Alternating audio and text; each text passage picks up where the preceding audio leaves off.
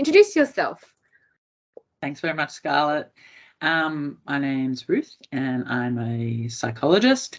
And I did my PhD research working together with some psychologists and mental health practitioners who were members of the Syrian refugee community living in Jordan, which was a great privilege.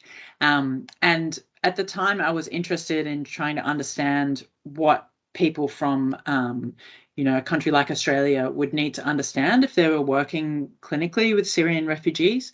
But then I quickly learned to understand when I got there and I went and visited people in Jordan was that actually it shouldn't be people like me doing that therapy. What we need to do is to support people within the community to be able to provide that support.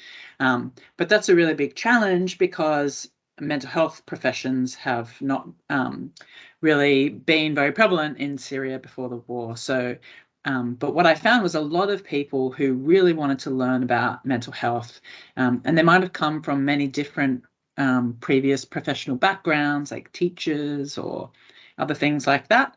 And then there were a lot of people who had studied psychology at university, but there was no pathway to actually do clinical training. And then, of course, because of the conflict, a lot of people had interrupted education, so they hadn't had the opportunity to finish that training.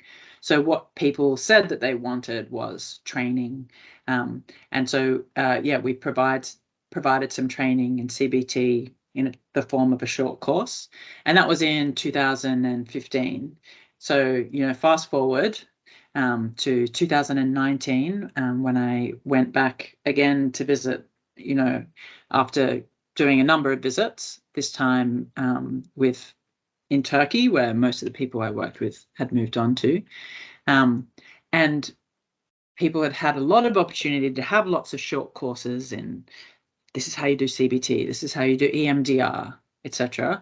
But no opportunity to have ongoing support and supervision and that kind of apprenticeship model of learning. And that was what people wanted to have access to.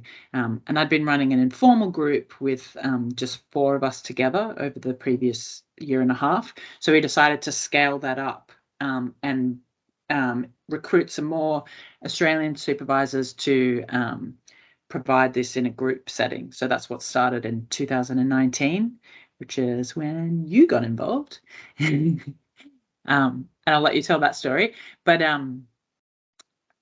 so we did a pilot program, and then luckily in 2020, we were successful in getting some funding to turn this into a much bigger project. So we connected what we were doing in Turkey and Syria with some pilot work we'd also been doing in Bangladesh with people working with the Rohingya community in Cox's Bazar. And so the idea of the current program is that we'll be running groups of 4 to 6 clinicians along with an Australian supervisor and a local co-supervisor. So they'll be working together to every fortnight to discuss cases, talk about professional and ethical issues, and I guess provide support to those clinicians who are working in really, really complex situations, but often without the support that's needed to kind of keep you feeling well enough to keep doing that work.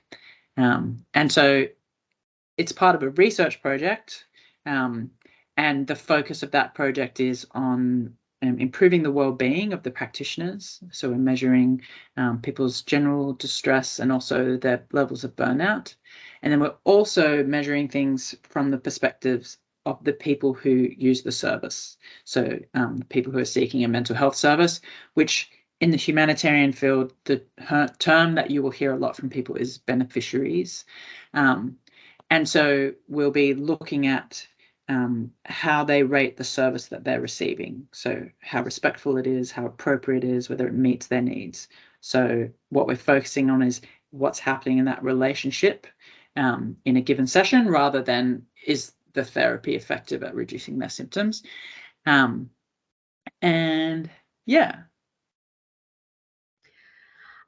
Thank you so much for that great summary of what's actually quite a huge undertaking that's been going on for, 7 years now, that you started this whole ball rolling, and it's just gotten bigger and bigger. So started out with a smaller group, and now we have quite a big cohort of people in this program.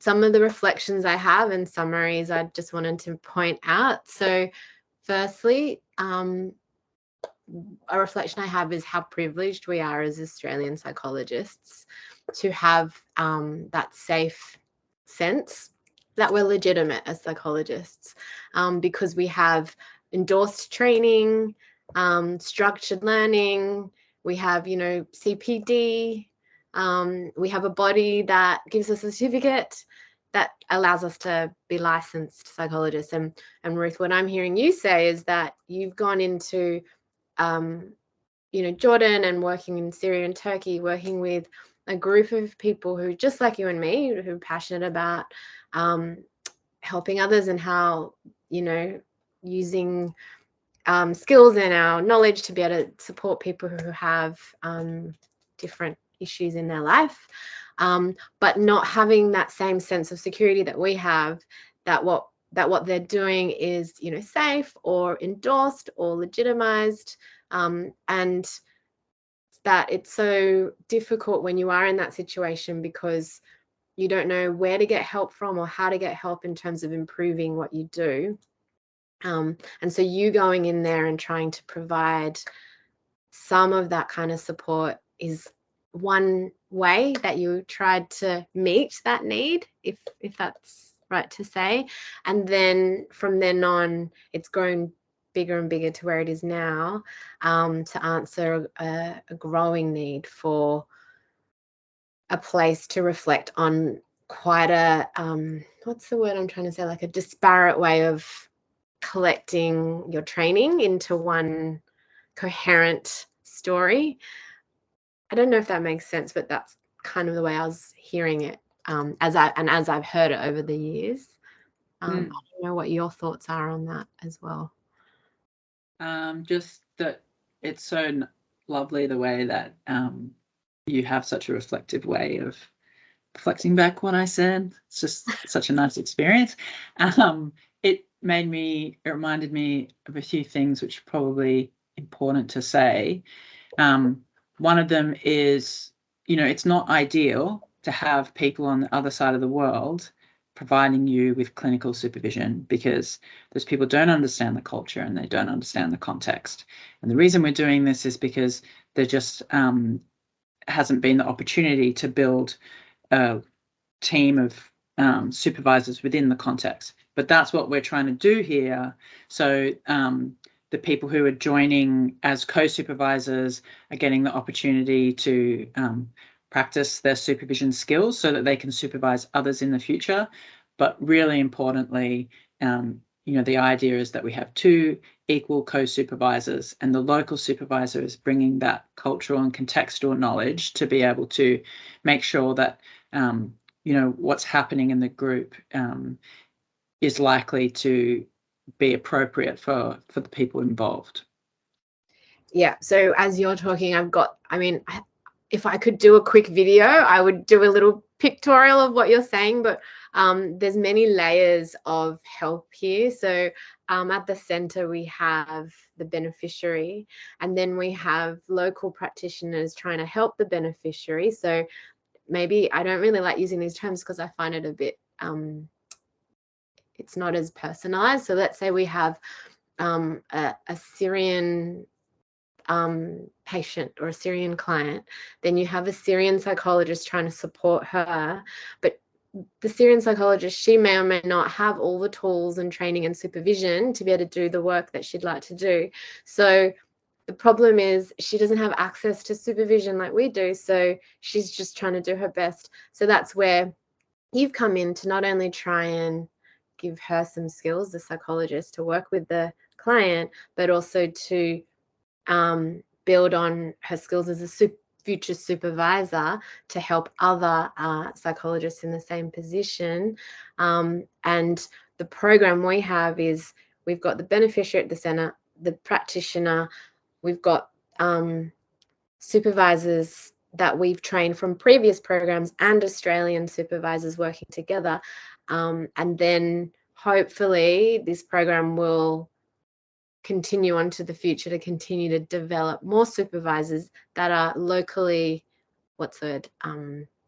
locally trained and have the local expertise, rather than having people from other cultures externally doing it. But this is like a jump start to that process. That's how I'm sort of picturing it in my head. But yeah. Yeah, I think that's a beautiful diagram I can see in my mind. And the only thing I would add to that is that also for the supervisors, our hope as well is that we'll kind of have a community where we support each other to be supporting others, to be supporting others. Yes, it's beautiful.